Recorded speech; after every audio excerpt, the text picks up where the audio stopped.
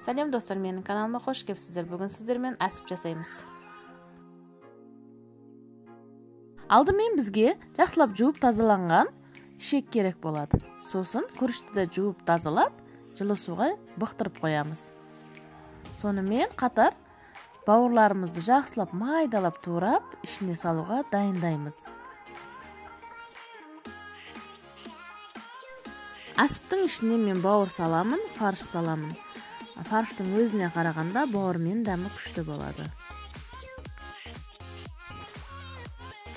Ал екі тіс чесногымызды жақсылап ашылап, майдалап турап, оны да салмаға қосамыз.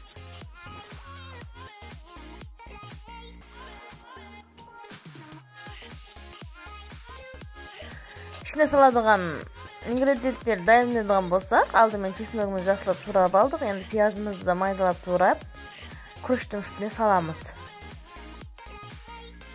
Жуылған, бұқтырылған күрішіміздің үстіне туралған пиязымызды, бауырымызды, чесногымызды, фаршымызды саламыз. Сосын дәміне қарай дәмдеуіштер саламыз.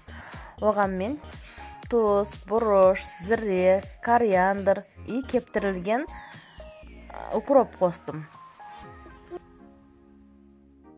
Енді ішегімізді алып, бір бұрышына әдемілеп жақсылап қысып, жіппен жақсылап байлаймыз. Екінші бұрышынан баклажканың осылай кесіп алып, қасықпен араластырылған дайын салмамызды саламыз. Жерде сіздерге өтініш сұраймын.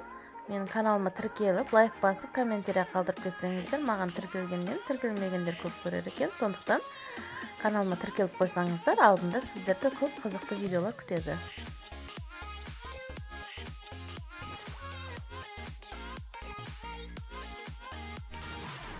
Ал асыбымызға келедіған болсақ, асыбымызды жақсылап шегіміздің ішіне жайластырып, масалықтарымызды сол көй аузын байлап қалдырсаңыздар да болады. Лимен сияқты осылай фасон беріп, әдемілеп сәндесеңіздер де болады. Иненің көмегімен бір-екі тесіп қойдым, суға түскенден соң ішіндегі күріштері жақсы пісуі үшін.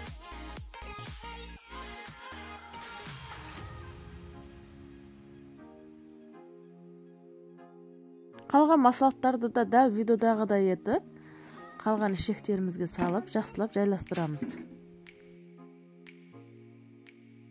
Ал масалықтарымыздың бәрін ішектің ішіне жайластырдық. Енді ішегімізді мен кішілеу көлемде байлап шығып жатырмын. Ал сіздер өздеріңіздің еріктеріңізде.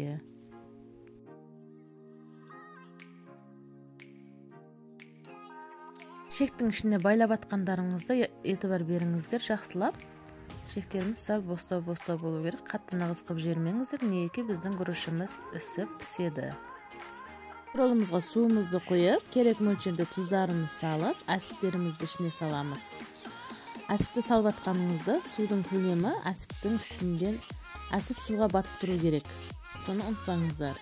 Сонда әсіпіміздің ішіндегісі әдемі піседі.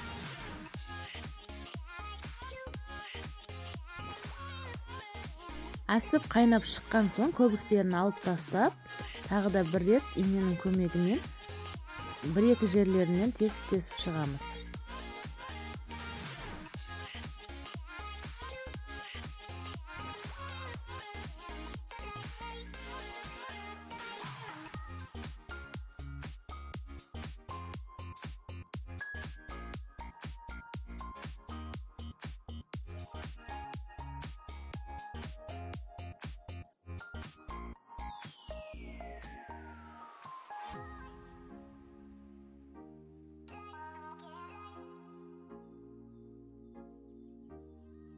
Асыпты 40 минут көлемінде жай отта пісіріп аламыз. Міне, асыптеріміз дайын болды. Енді оны легендерімізге салып, жақсылап үстіне пияздармен қойып, дастарханымызға тартсақ болады. Ас болсын, сіздер де жасап, үйіңіздегілерді қуантыңыздар. Асыптың сорпасы да дәмді болған. Оған осы асыбымызды кесіп 3-4 бөлігін салып, ішсеңіздер күшті болады.